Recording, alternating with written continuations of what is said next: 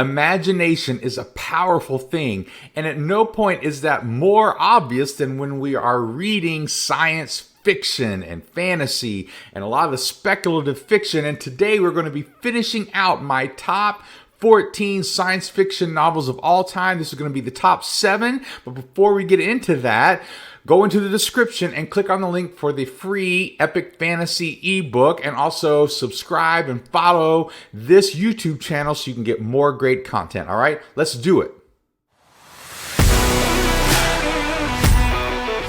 Welcome back to Great Stories Change the World, the YouTube channel where a science fiction fantasy author, that's me, goes over books and movies and TV shows and talks about the story and some great stories that we can read and watch so that we can learn how to better tell our own stories, because I do believe that great stories change the world. So we went over last week the top 14 to number 8 on my list of the top science fiction novels of all time. And I went over last week on how science fiction was my first great love between Star Trek and Star Wars. And I read a lot of books and I got into a lot of the science fiction sort of fantasy, but more science fiction when I was a kid. I got into fantasy later in my teens and in my 20s.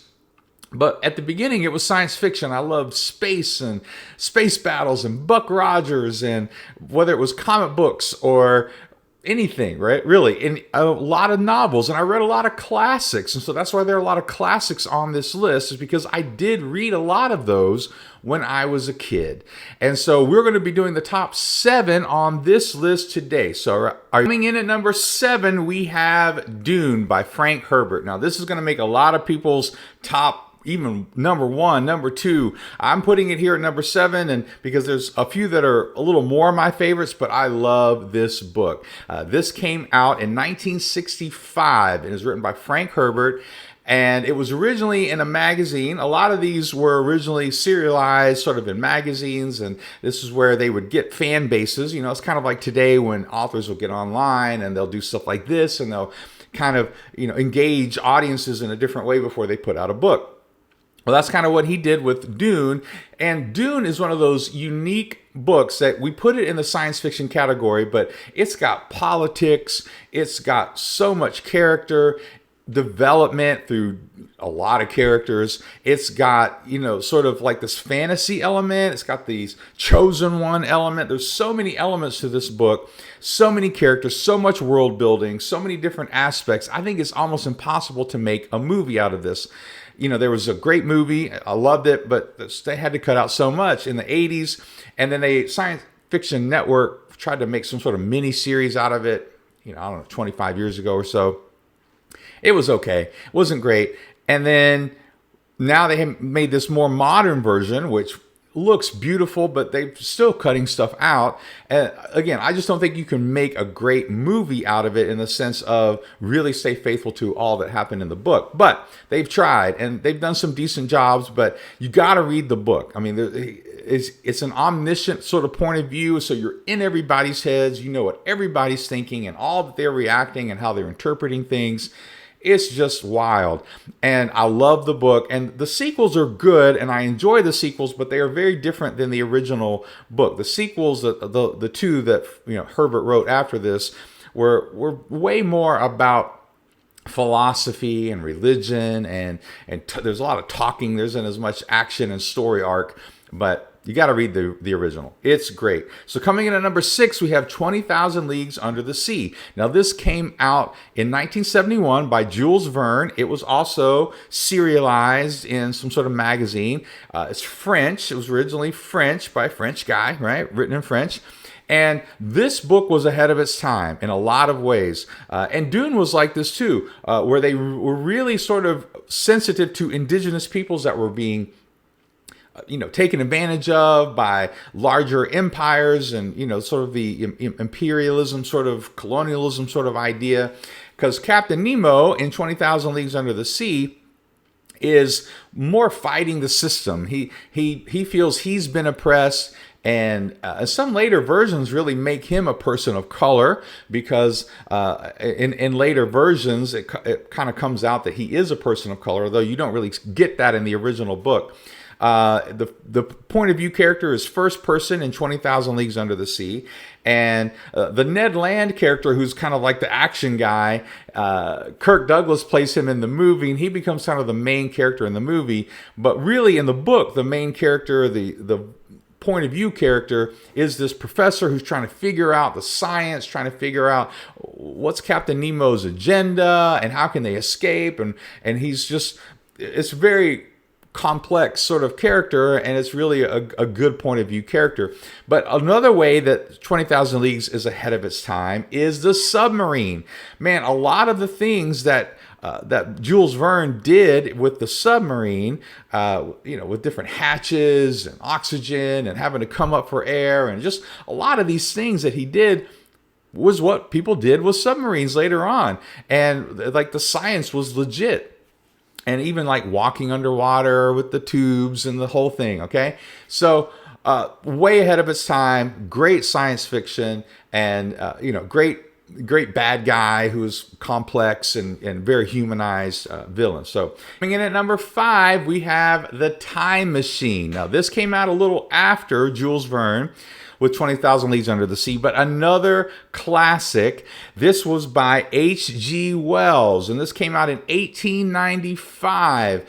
And H.G. Wells was really sort of kind of looking at how society was going, and the classism and the class divisions, and ideas about evolution and what was life going to be like. And so he's the first person, by the way, to come up with the idea of and the term the time machine.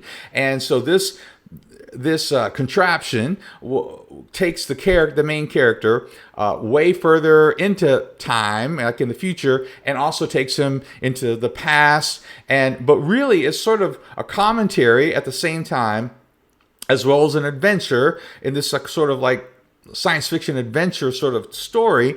It's way more commentary on how, if we keep going how we're going with these issues of class division and haves and have-nots, that in the future we're going to see the division become really extreme, right? And so that's kind of the idea of the book. And really, this is good writing. And part of the reason for this channel is to talk about this. Like, so many of these stories, not all of them, but so many of these stories have some sort of insight about human nature, about society, about what's going on with, capitalism, communism, just whether it's sort of some sort of utopian idea about what's going on in the future, or whether it's a criticism and like a doomsday thing. Like, a lot of this stuff, they're trying to say something with their work, and that's kind of what makes it a classic. Part of what makes a lot of these books classic. So really check out The Time Machine for that. He does a great job. So coming in at number 4, we have The Hitchhiker's Guide to the Galaxy. Now, this is the first book in a great series. This came out in 1979, and this is Douglas Adams, and it starts out with a guy, Arthur Dent, who's just like this normal British dude, and there's some sort of intergalactic government is going to make a space highway, and they just decide, well, Earth really isn't that important, so we're just going to destroy Earth, and that way we can make our highway. Well, somehow Arthur Dent survives, and he's got like a towel, and he's given this book, The Hitchhiker's Guide to the Galaxy. This is a comedy. So a lot of these have sort of some genre mashups within them, right? So, whether you have kind of the fantasy science fiction with Dune, with this you've got comedy science fiction. So it's science fiction, you're in spaceships, you're going to different planets, but really this is a comedy. And of course, because Douglas Adams is a human and he's an atheist, and so he's also making a lot of sort of insights and making a lot of sort of commentary on British life. And I do not laugh a lot or cry when I'm reading. Like, sometimes, of course, I'll laugh a lot when I'm watching a comedy, or maybe cry and really sad part of a movie, but it's rare that I have that sort of emotional reaction when I'm reading. But I laughed out loud several times during all of these books. There's 4 or 5 of them, and they're all amazing. Man, you just got to read these books because I suggest them to everybody. They're super funny, and there's some insightful moments in all of them, and you just got to check them out. All right. Number 3, obviously another classic. We've got Hyperion by Dan Simmons. This came out in 1989, so not quite 1990. This is a little more modern. This is the Canterbury Tales in space, and that's what everybody knows it as. And really, Dan Simmons does a masterful job with character. And basically, there's this planet called Hyperion, and there's like these time places, little spots on the planet, and people would make these pilgrimages. Well, they're closing down. There's a creature, by the way, who protects the planet called the Shrike or whatever his name is, and he's protecting these time tombs, is what they're called, time tombs. And so there's a final pilgrimage to go out there and face this creature and go to these time tombs. So it's sort of like a religious event, right? Just like in the Canterbury Tales, they're all sort of, headed to a certain destination, and they're all different characters, and they're all telling their story and why they are trying to go to Hyperion. And so that's the whole book. The whole book is them traveling and telling their stories, and so he's just kind of going into the backstory of each one of these characters. They don't actually kind of get there. I mean, they kind of get there right at the end, but you got to read the other books to kind of see what happens when they get there. But it's okay. Like, as much as you might want to read the next book, right, and want to keep reading, and the sequels are good, but this original is so amazing. You take a classic called of the Canterbury Tales, which is amazing in its own right, and you kind of do a science fiction thing with it, and it's sort of a retelling, as well as just putting his own spin on it. And this is a lot of people's favorites, is Hyperion. So that's number 3. Number 2, Ender's Game by Orson Scott Card. This came out in 1985, and this goes over Andrew Ender Wiggins, and he's recruited as a kid to participate in these war games where he's being trained kind of to learn strategy and learn battle tactics and all of these sort of things, because they think kids can be molded, and there's sort of like a weird setup to it here. But the Earth is in a war with these bugs, right? With this other race of beings, with these aliens, and we're kind of losing and trying to figure out, like, how can we take our resources and beat these aliens. And so Ender gets kind of embroiled in all of that.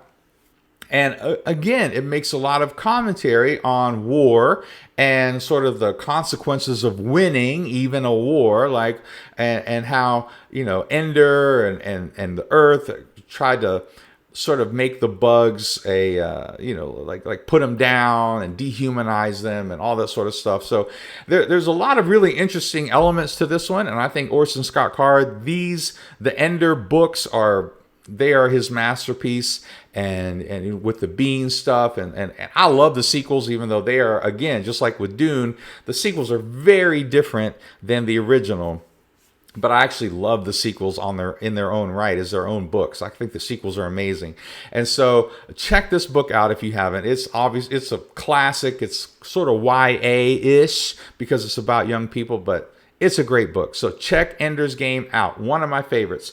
Number 1, we have Frankenstein. That's right. Here we have Frankenstein by Mary Shelley. This came out in 1918, and it wasn't even released under her real name when she released it. 2 years later, they re-released it under her name, but because she was a woman, then they wouldn't release it under her name. This is science fiction / horror, and the whole kind of story is that she came up with this horror story late one night while she and her husband, and she was really young, she and her husband, who was a poet, they were with a lot of creatives, and they were kind of coming up with scary stories. And man, people, just the small group that heard it there were like horrified at this story that she told. And she developed it into a book, got it published, and then later, because it was so popular, that was popular enough that they decided we can put her real name on it. And we know the story, right? This Dr. Frankenstein is his name. He learns how to animate dead flesh. And so he pieces this creature together and animates this creature, and the rest of the book is all the consequences. And the big question is, again, this is good storytelling, who's the real monster? Obviously, just looking at it, and then of course, later on, we've kind of made Frankenstein a monster.